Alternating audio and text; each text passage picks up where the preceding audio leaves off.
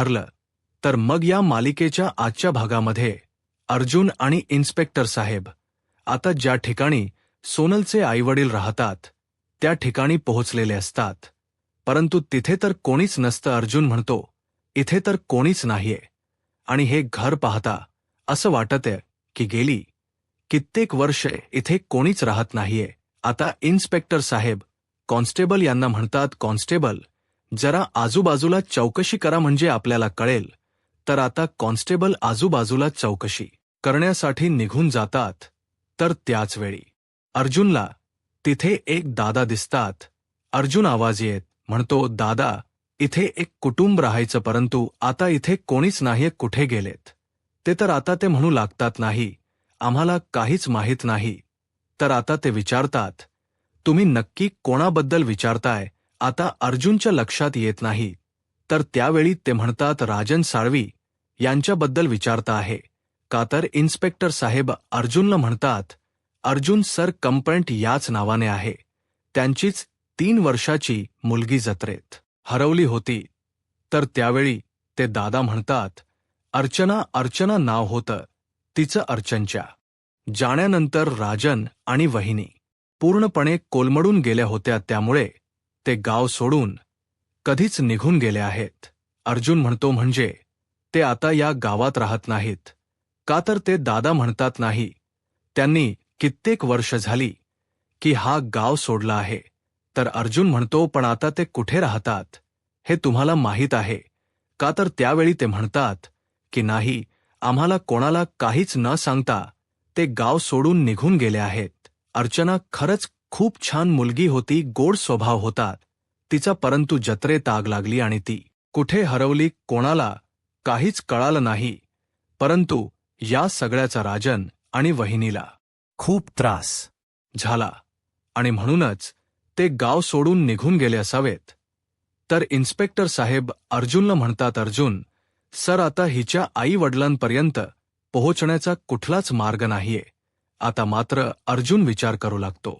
तर दुसरीकडे सुभेद्रायांच्या घरी आपल्याला पाहायला मिळतं स्मिता आता स्मितला खेळवत असते, त्याच्यासोबत वेळ घालवत असते. तर त्याच वेळी आता श्वेता गौरीला त्या ठिकाणी घेऊन येते आणि म्हणते, स्मित बघ तुझ्यासोबत खेळायला कोण आला आहे? अस्मिता म्हणते, अगं गौरी ये बरं झाली तू आलीस. आता स्मित तुझ्यासोबत तरी खेळत बसेल. आता स्मिता आणि गौरी दोघंही खेळत असतात. तर आता याच संधीचा फायदा घेत श्वेता अस्मिताला म्हणते, अस्मिता ताई तुम्ही अर्जुन सरना फोन करता का? कारण त्यांनी सांगितलं होतं ज्यावेळी गौरीचा ताप उतरेल त्यावेळी मला फोन करून कळवा. असं म्हणताच अस्मिता म्हणते, बरं ठीक आहे मी फोन करते. आता अस्मिता अर्जुनला फोन करायला घेते. तर इकडे श्वेता मनाशीच म्हणते, आता जर अर्जुनने हिचा फोन उचलला तर कळेल की अर्जुन नक्की कुठे आहे. अस्मिताने अर्जुनला फोन केलेला असतो, परंतु इकडे अर्जुन फोन पाहतो तर अस्मिताचा फोन असतो. अर्जुन काही फोन उचलत नाही. तर दुसऱ्या दिवशी आपल्याला पाहायला मिळतं चैतन्य कोर्टात हजर असतो आणि त्यानंतर डोकेट शेंडेही आलेले असतात. आता कोर्टात एक जण येऊ लागतात. तर त्यावेळी संपूर्ण सुभेदार कुटुंब सुद्धा आलेलं असतात. येताच चैतन्य त्यांना विचारतो, अर्जुन नाही का आला तुमच्या सोबत? तर प्रतापराव म्हणतात, अरे तो रात्रभर खरीच आला नाहीये, मला असं वाटलं की तो डायरेक्ट कोर्टातच आला असेल. तर कल्पनाताई म्हणतात, हो ना रात्रभर आम्ही त्याची वाट पाहिली, आम्ही त्याला फोन करण्याचा सुद्धा प्रयत्न केला पण त्याचा कॉलही लागत नाहीये. मला खरंच खूप भीती वाटते, काळजीही वाटते. आता मात्र चैतन्यलाही धक्का बसतो, कारण कोर्टाच्या कामकाजाला काही वेळात सुरुवात होणार, परंतु अजूनपर्यंत अर्जुन आलेलाही नसतो. कल्पनाताई काळजीनेच म्हणतात की मला वाटलं होतं की अर्जुन कोर्टात तरी भेटेल. तर चैतन्य म्हणतो, नाही अजून तो कोर्टातही आलेला नाहीये आणि आता कोर्टाच कामकाज सुरू होईल. तर प्रतिमा आत्या म्हणतात, कोर्टाच्या कामकाजाला अजून किती वेळ आहे, तोपर्यंत अर्जुन येईलच ना? तर चैतन्य म्हणतो, नाही काही मिनिटच बाकी आहेत, तोपर्यंत अर्जुन येणं खूप गरजेचं आहे. तर त्यावर अश्विन चैतन्यला म्हणतो, मी फोन करतो. तर त्यावेळी चैतन्य म्हणतो, हो कर. मी सुद्धा करण्याचा प्रयत्न केला परंतु अर्जुनचा फोन लागत नाहीये. कदाचित नेटवर्क नसेल. पण हो अश्विन, त्याला मेसेज सुद्धा कर. मी मेसेज केलाय पण तो त्याला पोहोचलाच नाहीये. अश्विन म्हणतो, बरं ठीक आहे. अश्विन लगेच अर्जुनला फोन करायला घेतो. इथे चैतन्य खूप घाबरून गेलेला असतो. कारण अर्जुन वेळेत येणं हे सगळ्यांसाठीच खूप महत्त्वाचं असतं. चैतन्य म्हणू लागतो, अर्जुन वेळेत येणं खूप खूप गरजेचं आहे. त्याच्याशी कॉन्टॅक्ट होणं खूप गरजेचं आहे. तर मधुभाऊ आता चैतन्यला विचारतात, सायलीला इथे कधी आणणार आहेत? तर चैतन्य म्हणतो, काही वेळात घेऊन येतीलच. आता संपूर्ण सुभेदार कुटुंब अर्जुनची वाट पाहत असतं. प्रत्येक जण अर्जुनला मेसेज करण्याचा, फोन करण्याचा, त्याच्यापर्यंत पोहोचण्याचा प्रयत्न करत असतात. तर इथे वेश बदलून राकेश आणि सचिन ही कोर्टात आलेले असतात. राकेश आणि सचिन पाहतात तर अर्जुन अजूनपर्यंत कोर्टात आलेला नसतो. म्हणूनच राकेश सचिनला म्हणतो, सचिन आज जर अर्जुन कोर्टात आला नाही ना तर आपल्यासाठी खरंच बरं होईल. परंतु तो जर आला तर तो काहीतरी पुरावे घेऊनच येईल. आता मात्र सचिन घाबरतो आणि म्हणतो, राकेश अरे शुभ बोल. शुभ काय बोलतोयस? हे सचिन आणि राकेश अर्जुन काही पुरावा तर घेऊन येणार नाही ना, या गोष्टीनेच घाबरून गेलेले असतात. आता इन्स्पेक्टर सावंत त्या ठिकाणी आलेले असतात आणि येताना ते सायलीला घेऊन आलेले असतात. आता सायली येताच सर्वजण सायलीकडे पाहतात.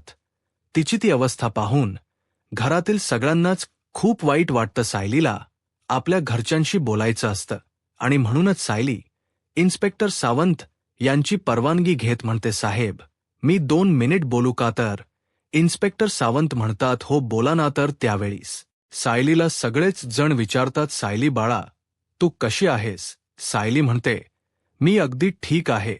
पण हे कुठे आहेत? हे नाही का? तर कल्पनाही म्हणतात, नाही ना, तो काल रात्री घराबाहेर पडलाय, तो आलाच नाही. प्रतापराव म्हणतात, अर्जुन काल कामानिमित्त घराबाहेर पडलाय, तो अजूनपर्यंत आलाच नाहीये आणि त्याच्याशी काही कॉन्टॅक्टही होत नाहीये. आता मात्र सायलीलाही धक्का बसतो. तर सायली इन्स्पेक्टर सावंत यांना विचारते, साहेब तुम्हाला काही माहीत आहे का? तर इन्स्पेक्टर सावंत म्हणतात, नाही मलाही काही माहीत नाही. कारण अर्जुन सरांना मी सुद्धा फोन करण्याचा प्रयत्न केला परंतु अर्जुन सरांनी माझा फोन रिसीव्ह केला नाही आणि म्हणूनच तिथे असणाऱ्या इन्स्पेक्टर साहेबांना मी फोन केला होता पण त्यांचाही फोन स्विच ऑफ येतोय. त्यामुळे माझ्यापर्यंत सुद्धा काहीच माहिती पोहोचलेली नाहीये. पण तरी सुद्धा माहिती मिळवण्यासाठी मी तिथल्या पोलीस स्टेशनला फोन केला होता आणि त्यावेळी मला कळालं की अर्जुन सर आणि तिथील इन्स्पेक्टर साहेब आणि कॉन्स्टेबल काल रात्री बाहेर पडलेत. ते अजून आलेच नाहीत. आता मात्र सर्वच जण काळजीत असतात. तर प्रतापराव प्रश्न करत म्हणतात, तिथल्या म्हणजे कुठल्या पोलीस स्टेशनला अर्जुन काल बाहेर पडलाय, पण तो नक्की कुठे गेलाय, कोणत्या कामासाठी गेलाय, काहीच आम्हाला माहीत नाहीये. आता तिथे कोणालाही कळू नये की अर्जुन वडगावच्या पोलीस स्टेशनला गेलाय. म्हणूनच सायली म्हणते, बाबा हे आल्यानंतर सगळंच आपल्याला कळेल. परंतु अर्जुन कुठे गेलाय ही गुप्त माहिती सायली सगळ्यांसमोर सांगतही नाही. तर त्यावेळी कुसुमताई सायली आणि सगळ्यांनाच म्हणतात, पण अर्जुन सर कधी येणार आहेत? कोर्टाचं काम आता सुरू होईलच ना? सर्वजण अर्जुनची वाट पाहत असतात. तर त्याचवेळी इन्स्पेक्टर साहेब आता सुरेशला घेऊन येतात. सुरेश कोर्टात येतात. सायली त्याच्याकडे रागानेच पाहते. तर मधुभाऊ म्हणतात, हाच तो माणूस आहे जो सोनलचा खोटा काका म्हणून आश्रमात आला होता. तर कुसुमताई म्हणतात, हो याच्याचमुळे हे सगळं काही घडलं आहे. कुठे फेडणार आहे हे सगळं काही पाप? असं म्हणत सगळ्यांनाच त्या सुरेशचा खूप राग येत असतो. सर्वजण रागाने त्याच्याकडे पाहत असतात.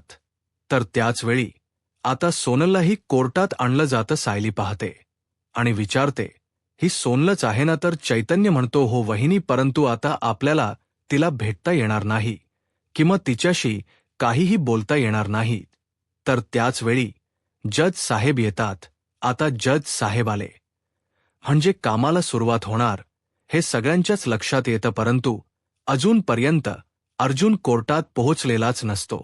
आता अर्जुन अजूनपर्यंत कोर्टात न आल्यामुळे सचिन खुश होतो आणि राकेशला म्हणतो, राकेश, आज बहुतेक आपल्याला लॉटरीच लागलीय. अर्जुन काही आता कोर्टात पोहोचत नाही तर इथे सायलीला अर्जुनची काळजी वाटत असते. चैतन्य सतत अर्जुनला फोन करण्याचा प्रयत्न करत असतो. तर सचिन लगेच आता प्रियाला मेसेज करतो आणि म्हणतो, जज आले आहेत, कोर्टाच्या कामकाजाला सुरुवात झाली आहे. परंतु अर्जुन अजूनपर्यंत आलेला नाही. तर दुसरीकडे श्वेता ही प्रियाला म्हणते, अर्जुन रात्रभर घरी आलाच नव्हता. तरी इथे प्रिया श्वेता आणि महिप्त शिकरे व्हिडिओ कॉलवर बोलत असतात. महिप्त शिकरे म्हणतात, तो अर्जुन सुभेदार काय पातळात गाडला गेलाय की हवेत गाडला गेला आहे, कोणालाच माहीत नाहीये की तो अर्जुन सुभेदार नक्की कुठे गेलाय आहे. कुठे तो आता कोर्टातही पोहोचलेला नाहीये. तर प्रिया म्हणते, हा अर्जुन कोर्टात नाही पोहोचला ना तर खरंच खूप बरं होईल, परंतु काल रात्रभरात त्याने नक्कीच काहीतरी पुरावे गोळा केले असणार आणि ते पुरावे जर त्याने कोर्टात सादर केले ना तर मग आपण मेलो. म्हणूनच त्या सचिनला मी कालच सांगितलं होतं त्या अर्जुनवर लक्ष ठेवायला. तर महिप्त शिकरे म्हणतात, त्या दीक्षितने काल आपला एक माणूस अर्जुनच्या मागावर ठेवला होता, तरी पण शेवटी तो अर्जुन सटकलाच. तर आता प्रिया चिडते आणि म्हणू लागते, अर्जुनला माहीतही नसेल की तुम्ही त्याच्या मागावर कोणी माणूस ठेवला आहे, पण तरीसुद्धा तुमच्या माणसाला अर्जुनला थांबवता आलं नाही किंवा त्याच्यावर लक्ष ठेवता आलं नाही आणि शेवटी अर्जुन त्याच्याही हातून सटकलाच. प्रिया महिप्त शिकरेवर चिडते आणि म्हणू लागते, कसली माणसं पाळली आहेत तुम्ही आता. मात्र महिप्त शिकरे खूप चिडतात आणि म्हणू लागतात, ए आवाज खाली करायचा बबली, तुझं कौतुक काय केलं तर तू स्वतःला राणी समजायला लागली का? स्वतःची पायरी ओळखून राहायचं. पण रियाचा तोरा इतका असतो की प्रिया महिप शिकणं म्हणते, जेलमध्ये बसून मी जितक्या गोष्टी मॅनेज करते ना त्यातली 1 किंवा 50% गोष्ट सुद्धा तुम्ही बाहेरून मॅनेज करू शकला नाहीत, कळलं ना? असं म्हणत प्रिया आता महिपा शिकरेंना सुनावून दाखवत असते. आता श्वेता त्या दोघांना शांत करते आणि म्हणू लागते, प्लीज आता तुम्ही दोघेही वाद घालत बसू नका. अर्जुन कोर्टात पोहोचलाय की नाही, तो कुठे आहे याचा शोध घ्यायला हवा. तर प्रिया म्हणते, फोनवर बोलत बसलात ना त्यापेक्षा शोधून झालं असतं की नक्की अर्जुन कुठे आहे किंवा तो एव्हाना कोर्टात पोहोचलाही असेल. आता त्याच वेळी महिप्त शिगरे, श्वेता आणि प्रिया या तिघांनाही सचिनने मेसेज केलेला असतो की जज आले आहेत, कोर्टाच्या कामकाजाला सुरुवात होते. परंतु अजूनही वकील अर्जुन आलेलाच नाहीये. तर आता प्रिया वाचते आणि म्हणते, अर्जुनची वाट बघितली जाते कोर्टात. तर दुसरीकडे कोर्टाच कामकाज हे चालू असतं आणि सर्वजण अर्जुनची वाट पाहत असतात. तर जज साहेब ऑर्डर देत म्हणतात, कोर्टाच्या कामकाजाला सुरुवात करावी. तर त्याच वेळी डोकेट शे म्हणतात, कोर्टाच कामकाज कस सुरू होईल. डोकेट अर्जुन सुभेदार हे तर अजून कोर्टात आलेलेच नाहीयेत. आरोपीचे वकील जर कोर्टात आलेच नाही तर मग कोर्टाच कामकाज कसं सुरू करायचं. जज साहेब म्हणतात, डोकेट अर्जुन सुभेदार आले नाहीयेत का? मग त्यांना आज कोर्टाची वेळ आणि तारीख माहीत नव्हती का? तर डोकेट शे आपलं स्टेटमेंट देत म्हणतात की खरं तर आजची तारीख आणि वेळ डोकेट अर्जुन सुभेदार यांनी स्वतः मागून घेतली होती आणि आता तुम्ही पाहताय तर ते स्वतःच इथे हजर नाहीयेत. याचाच अर्थ हा होतो की त्यांना कोर्टाच्या वेळेची कदर नाहीये आणि त्यांचं हे वागणं अतिशय चुकीचं आहे. माय लॉर्ड. तर त्याच वेळी जज साहेब आता चैतन्यला विचारतात, डोकेट गडकरी, डोकेट अर्जुन सुभेदार कुठे आहेत? तर चैतन्य जज साहेबांना म्हणतो, डोकेट अर्जुन सुभेदार याच केसचे पुरावे शोधण्यासाठी पनवेलच्या बाहेर गेले आहेत आणि म्हणूनच मी कोर्टासमोर विनंती करत आहे की कोर्टाने त्यांना येण्यासाठी थोडा वेळ लागेल आणि तेवढा वेळ द्यावा. काही वेळातच ॲडव्होकेट अर्जुन सुभेदार कोर्टात पोहोचतीलच, परंतु ॲडव्होकेटचे ऑब्जेक्शन घेतात आणि म्हणू लागतात, ऑब्जेक्शन माय लॉर्ड. गेली कित्येक वर्ष ॲडव्होकेट अर्जुन सुभेदार वकिली करतात. मग कोर्टाची वेळ हे त्यांना माहीत नाहीये का? तर त्यावेळी चैतन्य कोर्टासमोर विनंती करत म्हणतो, ॲडव्होकेट अर्जुन सुभेदार यांच्या वतीने मी कोर्टाची माफी मागत आहे, परंतु माझी कोर्टाला एवढीच विनंती राहील की आम्हाला थोडा वेळ देण्यात यावा. परंतु त्याच वेळी ॲडव्होकेटचे आपलं स्टेटमेंट देत म्हणतात, माननीय कोर्टाला माझी विनंती आहे की कोर्टाचं कामकाज आत इथेच थांबून कोर्टाने पुढची तारीख द्यावी.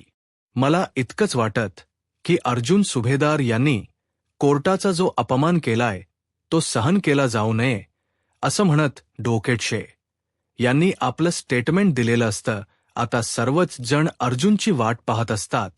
तर त्याच वेळी जसा साहेब अर्जुनच म्हणणं समजून घेतात, त्याला समजून घेतात आणि म्हणू लागतात, काही वेळा कोर्टापर्यंत पोहोचण्यासाठी कित्येकदा अडचणी येऊ शकतात आणि म्हणूनच आरोपीच्या वकिलांची म्हणजेच ॲडव्होकेट अर्जुन सुभेदार यांची थोडा वेळ वाट पाहिली जाईल. आता जज साहेब कोर्टाचं काम काही वेळासाठी स्थगित करतात. इथे मात्र सायली अर्जुनच्या वाटेकडे डोळे लावून असते.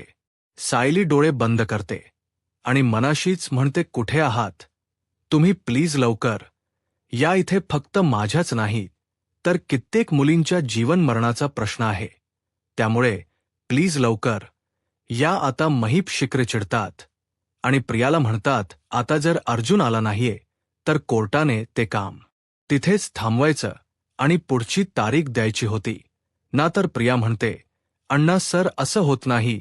वकिलांची वाट बघितली जाते, केसची सुनावणी थांबवली जाते. आणि त्यावेळी प्रिया श्वेताला म्हणते, अग श्वेता, मी तुला काल सांगितलं होतं, म्हणजे तू सांगणार होतीस ना अस्मिताला अर्जुनला कॉल करायला. मग अर्जुनला तिने फोन केला होता का? त्यांच्यात काही बोलणं झालं का? तर श्वेता म्हणते, नाही, म्हणजे अस्मिताने फोन केला होता परंतु त्यांच्यात काहीच बोलणं झालं नाही. अर्जुनने अस्मिताचा फोन देखील उचलला नाही आणि त्यानंतर फोन लावण्याचा प्रयत्न केला तर फोन लागतही नव्हता. आता मात्र महीप शिक्रे इशारा देत म्हणतात, सुभेदाराला कोर्टात पोहोचायला उशीर होतोय, म्हणजेच धोक्याची घंटा आहे. ही गोष्ट कायम लक्षात ठेवायची, कारण जेव्हा जेव्हा तो कोर्टात उशिरा पोहोचलाय ना, तेव्हा तेव्हा तो जिंकूनच बाहेर पडला आहे. आता महिप्त शिक्रेना या सगळ्याचा चांगलाच अनुभव असतो. आता या सगळ्याचा अनुभव प्रियाने सुद्धा चांगलाच घेतलेला असतो आणि प्रियाला सुद्धा अर्जुन काय करू शकतो हे चांगलंच माहीत असतं. प्रिया म्हणते, नाही, मलाही आठवत्तेना पण नाही, असं होऊन चालणार नाही. आपल्याला काही करून कोर्टाची पुढची तारीख घ्यावीच लागेल. अण्णा सर, तुम्ही काही ॲडजस्ट करू शकता का? तर महिप्त शिक्रे म्हणतात, थांब, मी आत्ताच दीक्षितला कॉल करतो. असं म्हणत महिप्त शिक्रे यांनी आता सचिनला फोन करायला मेसेज करायला घेतलेला असतो. तर इथे प्रिया श्वेताला विचारते, श्वेता, तो अर्जुन बोन टेस्टबद्दल काही बोललाय का? म्हणजे काही त्याने सांगितलंय का? तर श्वेता म्हणते, नाही, अर्जुन या कोणत्याच गोष्टी खरी बोलत नाही आणि सांगतही नाही. आता मात्र तोही पर्याय प्रियाच्या हातून निसटलेला असतो. प्रियाला तीही माहिती मिळत नसते. प्रिया म्हणते, अर्जुन आणि सायली सतत कोर्टाबद्दल, केसबद्दल बोलत असायचे, परंतु आता सायली इथे म्हटल्यावर अर्जुन कोणाशी बोलणार? त्या बेंडोक कल्पनाशी तरी. इथे श्वेता म्हणते, आता जर अर्जुन कोर्टात पोहोचला तर आपण काय करायचंय? तर महिप्त शिखरे म्हणतात, नाही नाही, असं काहीही होणार नाही. अर्जुन कोर्टात पोहोचण्या अगोदरच सुनावणी रद्द होईल. इथे श्वेता, महिप्त शिखरे आणि प्रिया व्हिडिओ कॉलवर बोलत असतात आणि त्याचवेळी अस्मिता गौरीला घेऊन त्या ठिकाणी येते आणि गौरीला म्हणते, गौरी, आपण एक काम करूया का? श्वेता, मावशीला भाव करूया, ती घाबरेल, मज्जा येईल ना. तर गौरी सुद्धा होकार देते. तर आता अस्मिता, आणि गौरी श्वेताच्या दिशेने येत असतात. आणि हे आता प्रियाने पाहिलेलं असतं. प्रिया लगेच श्वेताला म्हणते, श्वेता अस्मिता येते, फोन कट कर. फोन कट कर. श्वेता लगेच फोन कट करते आणि आता तिथेच लपून उभी असते.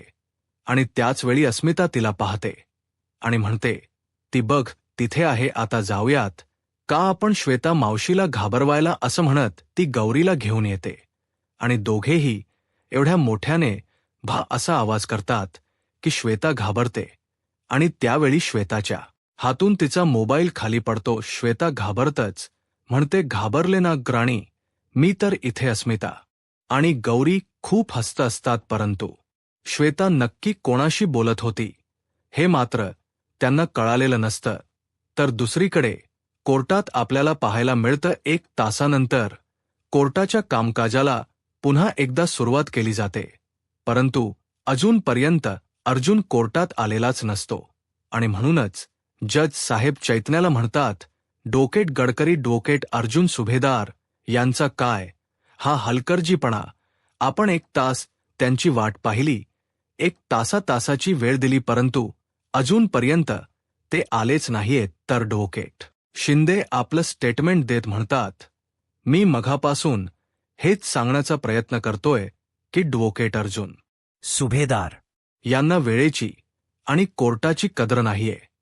पनवेलमधील स्मार्ट वकील आहेत ना, ते आतापर्यंत एकही केस हरलेले नाहीयेत आणि तीच हवा त्यांच्या डोक्यात आहे असं म्हणत डोकेट शे अर्जुन विरुद्ध भडकवण्याचा प्रयत्न करत असतात. तर त्यावेळी चैतन्य म्हणू लागतो की डोकेट अर्जुन सुभेदार का आले नाहीयेत हे तर ते आल्यानंतरच आपल्याला कळेल.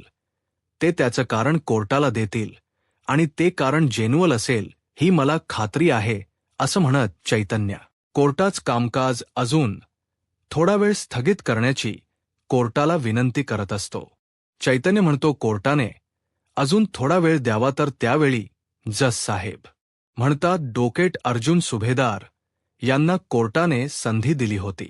जवळजवळ 1 तास त्यांची वाट पाहिली गेली, परंतु अजूनपर्यंत डोकेट अर्जुन सुभेदार कोर्टात आलेलेच नाहीयेत. त्यामुळे कोर्ट अजून वाट पाहू शकत नाही असं म्हणत आता जज साहेबांनी आपली लेखणी हातात घेतलेली असते आणि त्यावेळी जज साहेब आपला निकाल देत म्हणतात, कोर्ट या निर्णयापर्यंत येऊन पोहोचला आहे की आता जज साहेब काही बोलणार, परंतु त्याचवेळी अर्जुनची धमाकेदार एंट्री पाहायला मिळते. अर्जुन म्हणतो, 1 मिनिट जज साहेब. आता सगळे साक्षी पुरावे हातात घेत अर्जुनने कोर्टात हजेरी लावलेली असते. आता अर्जुनला पाहताच संपूर्ण कुटुंब खुश होतं. सायलीनेही मोकळा श्वास घेतलेला असतो. सायली लगेच देवीचे आभार मानते. इथे मात्र सचिन आणि राकेश या दोघांचा चेहऱ्यावरचा रंग उडालेला असतो. दोघेही घाबरून जातात, कारण अर्जुन काहीतरी धमाका करणार हे सगळ्यांना चांगलंच माहीत असतं. आता अर्जुन येताच सायलीकडे पाहतो आणि त्यानंतर सर्वप्रथम कोर्टाची माफी मागतो. अर्जुन म्हणू लागतो, जज साहेब, या केसच्या कामासाठीच मी बाहेर गेलो होतो, येण्यासाठी वेळ लागला आणि त्यासाठी कोर्टाने मला वेळही दिली. कित्येक वेळ कोर्टाने माझी वाट पाहिली, त्यासाठी मी कोर्टाची खरंच मनापासून माफी मागत आहे. तर डोकेट शेंडे म्हणतात, आता उशिरा आल्यानंतर माफी मागण्यात काहीच अर्थ नाहीये. डोकेट अर्जुन सुभेदार, कोर्टाने आता निर्णय द्यावा, कोर्टाने पुढची तारीख द्यावी. तर त्यावेळी अर्जुन म्हणतो, कोर्टाने पुढची तारीख द्यायची काय गरज आहे, सुनावणी तर चालूच आहे ना. तर डोकेट शे म्हणतात, नाही जज साहेब, तर निर्णयापर्यंत पोहोचले होते हो की नाही माय लॉर्ड. तर त्यावेळी जज साहेब म्हणतात की आत्तापर्यंत कोर्टाने निकाल जाहीर केला असता, परंतु डोकेट अर्जुन सुभेदार, तुम्ही खरंच कोर्टात यायला उशीर केलाय. तर अर्जुन म्हणतो, कोर्टाला माझी रिक्वेस्ट आहे की कोर्टाने मला एक संधी द्यावी. तर जज म्हणतात, डोकेट अर्जुन सुभेदार, तुम्हालाही मी शेवटची वॉर्निंग देत आहे. यापुढे जर तुम्ही कोर्टाच्या तारखेच्या वेळी उशिरा आलात तर सुनावणी रद्द करण्यात येईल, परंतु आज ही सुनावणी चालू करण्याची मी परवानगी देत आहे. आता डोकेट शे यांनी प्रयत्न करूनही जज साहेबांनी अर्जुनची बाजू घेत आता अर्जुनला संधी दिलेली असते. जज साहेब ऑर्डर देत म्हणतात, डोकेट अर्जुन सुभेदार, तुम्ही तुमच्या ओपनिंग स्टेटमेंटला सुरुवात करावी. अर्जुन आपल्या स्टेटमेंटला सुरुवात करत म्हणतो, सायली सुभेदार यांच्यावर आरोप आहे की त्या अल्पवयीन मुलींची तस्करी करतात, अल्पवयीन मुलींना ते किडनप करतात, त्यानंतर त्यांचे अश्लील व्हिडिओ काढले जातात आणि ते व्हिडिओ विकून पैसे कमावण हा त्यांचा मार्ग आहे. सायली सुभेदार या धंद्यातूनच पैसे कमावतात असा त्यांच्यावर आरोप आहे आणि माझे वकील मित्र ॲडव्होकेट शे यांनी ते सिद्धही केलं आहे आणि तसे पुरावे सुद्धा त्यांनी कोर्टात सादर केले. मिसेस सायली सुभेदार यांच्यावर लागलेले हे सगळे आरोप हे कोर्टात सिद्धही झालेले आहेत. तर जज साहेब अर्जुनला म्हणतात, डोकेट अर्जुन सुभेदार, मी तुमच स्टेटमेंट मागितलं आहे, आरोपांची यादी नाही. तर अर्जुन म्हणतो, हो जज साहेब, हेच माझं ओपनिंग स्टेटमेंट आहे. खरं तर जज साहेब मला हेच सांगायचं आहे की ॲडव्होकेट शे आणि पोलिसांनी जर कोर्टासमोर सिद्ध केलं आहे की सायली सुभेदार या गुन्हेगार आहेत आणि जर ती गोष्ट खरी असेल तर माझं स्टेटमेंट हेच आहे की सायली सुभेदार यांच्या विरुद्ध माझ्या वकील मित्रांनी जे आतापर्यंत पुरावे कोर्टात सादर केले आहेत आणि जे आरोप केले आहेत ते जर खरे असू शकतात तर ते खरेच असू शकतात. आता मात्र हे ऐकून तिथे असणाऱ्या प्रत्येकाला धक्का बसतो. सायलीसुद्धा धक्क्याने अर्जुनकडे पाहते, परंतु अर्जुनच हे बोलणं ऐकून राकेश आणि सचिन मात्र खुश होतात. तर इथे अर्जुन अजून स्टेटमेंट पुढे देत म्हणतो की इथे कुठेच चूक होण्याची शक्यता नाही आणि माझ्या माहितीप्रमाणे डोकेट शे हे अप्रामाणिक वकील नाहीच आहेत, म्हणूनच तर त्यांनी सगळ्या गोष्टींचा तपास केला, सगळे पुरावे अगदी व्यवस्थित तपासून घेतले आणि त्यानंतरच त्यांनी कोर्टात ही गोष्ट सिद्ध केली की मी सायली सुभेदार आरोपी आहेत. आता अर्जुनही सायली आरोपी आहे असं का बोलतोय कोणाला काहीच कळत नसतं. तर अर्जुन पुढे म्हणतो, सायली सुभेदार यांनी फक्त एवढंच केलं नाहीये, तर यांनी प्लॅनिंग करून सुरेश कदम यांना सोनल हिचा खोटा काका बनून त्याला आश्रमात आणण्याचा खूप मोठा बनावही रचला होता. या सगळ्यात त्यांनी आमच्या डोळ्यात धूळ फेकलीच आणि हे सगळं करत असताना सायली सुभेदार मनातून तर खूप खुश असतील. त्या म्हणत असतील की मी माझ्या नव्यासहित इतर सगळ्यांच्याच डोळ्यात कशी धूळ फेकली आहे आणि या गोष्टीचा तर त्यांना आनंद झालाच असेल. आता मात्र अर्जुन काय बोलतो या गोष्टीवर सायलीचा विश्वासच बसत नसतो. सायली म्हणते, तुम्ही हे सगळं काही बोलताय तर अर्जुन म्हणतो, कारण सगळे पुरावे हेच बोलतायत की सायली सुभेदार तुम्हीच दोषी आहात, तुम्हीच गुन्हेगार आहात आणि त्या संदर्भातील संपूर्ण पुरावे ॲडव्होकेट शे यांनी कोर्टात सबमिट केले आहेत आणि ते सगळे पुरावे खरेच असतील हो की नाही ॲडव्होकेट शे. तर त्यावेळी ॲडव्होकेट शे म्हणतात, 100% मी कोर्टात सादर केलेले पुरावे हे 100% खरेच आहेत. तर अर्जुन म्हणतो की याचाच अर्थ तुम्ही कोर्टात सादर केलेले पुरावे हे 100% खरेच असतील. तर त्यावेळी ॲडव्होकेट शे म्हणतात, प्रश्नच नाही. तर अर्जुन म्हणतो, याचाच अर्थ तुम्ही सायली सुभेदार यांच्यावर केलेले घाणेरडे आरोप हे पुराव्यांसहित सिद्ध झालेले आहेत. तर आता ॲडव्होकेट शे यांना अर्जुनच हे कोड कळालेलं नसतं, परंतु ते अर्जुनच कौतुक करत म्हणतात, वा ॲडव्होकेट अर्जुन सुभेदार, वा कोर्टात तुम्ही केस हरणार हे ज्यावेळी तुमच्या लक्षात आलं त्यावेळी तुम्ही स्वतःहूनच हार पत्करली. तुम्ही कोर्टासमोर कबूलही करून टाकलत की सायली सुभेदार यांच्यावर लागलेले हे सगळे गुन्हे, त्यांच्यावर असणारे आरोप हे सगळे काही खरे आहेत. म्हणजे आता मला काही बोलण्याची गरजच वाटत नाहीये, म्हणजे मला ओपनिंग स्टेटमेंट द्यायची गरजही वाटत नाही. आता मात्र अर्जुन मूळ मुद्द्यावर पोहोचलेला असतो. अर्जुन ॲडव्होकेट शेंडे यांना म्हणतो, तुम्हाला कोणत्याच गोष्टीची गरज वाटत नाहीये ॲडव्होकेट शे. अर्थातच कोर्टाच्या या सगळ्या निर्णयाच्या अगोदर तुम्हाला या सगळ्या पुराव्यांची नीट तपासणी करावी असंही वाटत नाहीये. डोकेटशे पुरावे नीट गोळा करावे असंही तुम्हाला वाटत नाहीये. आणि सगळ्यात महत्त्वाचं म्हणजे एका निर्दोष स्त्रीला शिक्षा होऊ नये त्यासाठी प्रयत्न करावेत असंही तुम्हाला वाटत नाहीये. डोकेटशे तर डोकेटशे म्हणतात, डोकेट अर्जुन सुभेदार, मी जे काही केलं होतं ते नीटच केलं होतं आणि ते केलं नसतं तरी चाललं असतं, कारण आज माझं काम तुम्हीच करताय. तर त्यावेळी अर्जुन म्हणतो की करावं लागलं कारण तुम्ही करायला भाग पाडलत, कारण तुम्ही सादर केलेला एकही पुरावा योग्य नाही आणि तुम्ही लावलेला हा तपास योग्य दिशेला जातही नाहीये. तर डोकेट शेंडे अर्जुनला म्हणतात, म्हणजे तुम्हाला काय म्हणायचे सायली सुभेदार यांच्यावर लावलेले आरोप खोटे आहेत. पण मगाशी तर तुम्ही काहीतरी वेगळंच म्हणत होता. तुम्हीच कबूल केलंत की सायली सुभेदार या लहान मुलांची तस्करी करत होत्या. तर त्यावेळी अर्जुन डोकेट शेंडे यांना आठवण करून देत म्हणतो, तो नाही, तुम्ही काहीतरी चुकीचं बोलता डोकेटशे. मी कोर्टासमोर असं म्हणालो की सायली सुभेदार या लहान मुलांची तस्करी करत होत्या असे पुरावे तुम्ही कोर्टात जमा केले आहेत. तुम्ही ते पुरावे कोर्टात सादर केलेत आणि आता मी कोर्टाला हे सांगतोय की डोकेटशे यांनी दाखवलेले सगळे पुरावे खोटे आहेत. आता मात्र डोकेटशे यांना चांगलाच घाम फुटलेला असतो, ते घाबरलेले असतात. आता अर्जुन काय धमाका करू शकतो याचा अंदाज चैतन्यलाही आलेला असतो. तर येणाऱ्या पुढील भागामध्ये आपल्याला पाहायला मिळतं अर्जुन आपलं स्टेटमेंट देत म्हणतो, मला आज कोर्टाला हे सांगायचं आहे, जी मुलगी पोलिसांना सापडली ती मुलगी खरंतर आलं पवरूनच नाहीये. आता सोनलच स्टेटमेंट घेतलं जात.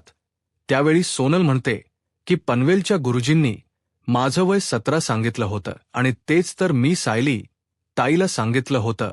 खरं तर सोनल हे सगळं काही खोट बोलते हे सायलीच्या लक्षात येतं.